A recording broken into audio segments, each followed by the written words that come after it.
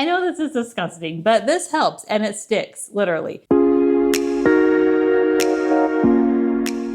For today's technique, I'm going to start by asking you a question. What would you do if you were thrown up on? I mean, it'd be pretty gross, right? If you were actually thrown up on. I ask this to a lot of my clients and a lot of them get that face and they're like, ew, I would run away. I would go shower. I would get it off as quickly as possible. I've had a couple of clients who have said, I would ask that person if they're okay at first. Lots of responses, but mainly we would want to get that off of us pretty quick. Would you ever consider eating it? I don't think so. If you were to eat it, what would happen? It would make you sick.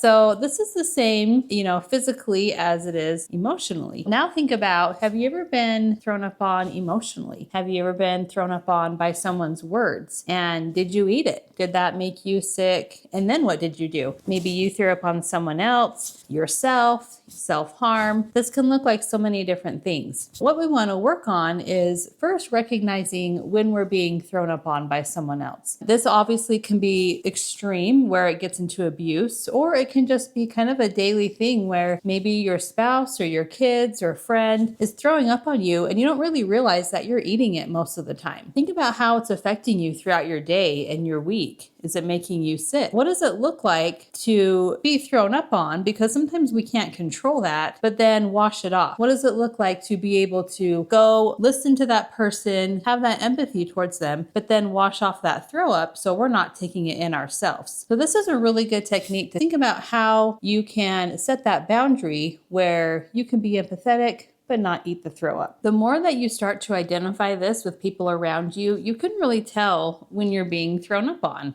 And you can be able to be mindful and be present in that moment and think about, how can I set this shield in front of me so that throw up is not entering me and making me sick? The more that we continue to just eat other people's throw up, we're going to be sick all the time and we're going to be really mentally heavy. We're not able to focus on our own strengths and our own qualities. So we really want to set that boundary there. So maybe think about, what does that boundary look like? And what does it look like for different people? Because maybe your spouse, it's different than you would a friend, what kind of boundary you would set for each of them. What does it mean to wash it off? That's really up to you to decide what that answer is. I can't tell you what that looks like. It has to be something that you come up with. What does it look like to wash off that throw up? This may be where other coping skills come into play. So you're able to sit and listen to somebody, but you don't take in that throw up. And then you go do a hobby or you go do something to kind of relieve that stress. Definitely be thinking about your own coping skills, what works for you. So when you are thrown up on, you can go and wash that off easily and move on with your day. Another thing to consider too is, if you are thrown up on, sometimes we do accidentally eat it. It just happens. And so now what are you going to do when you eat it and you're starting to feel that it's making you sick? We want to get that out of us as quickly as possible. This is where, again, you implement a coping skill. This could be going outside, taking a walk, listening to music, obviously kind of the ones that we all always list, but they're helpful. You need to find what coping skill works best for you so you can implement it when you feel like you've been eating someone else's vomit.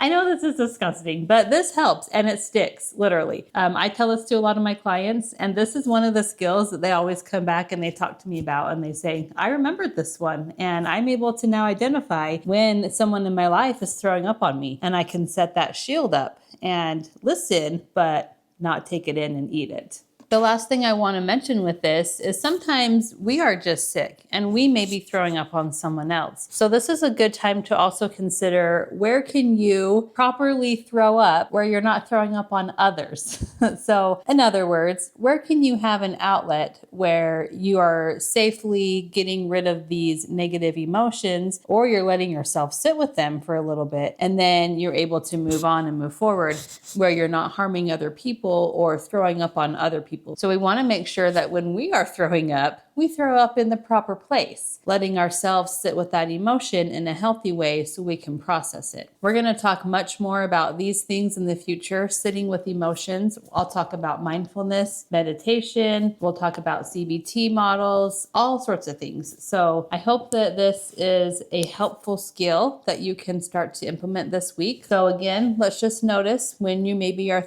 being thrown up on. Notice what it looks like. Notice who's doing this and what your shield looks like and what you can do to be empathetic towards that person, but then wash off that throw up and let's not eat it. Thank you so much for watching this Mental Health Monday video. This is the first of my series that I'm going to do every Monday. Once again, please subscribe so you can watch out for these, and I will post the next one next Monday. We will keep learning, and this will be a lot of fun. Also, check out my other videos. I have a lot of vlogs on this channel, and I'm going to incorporate both, so be aware of those. I hope you have a good week. Throw up free, and I'll see you in my next one.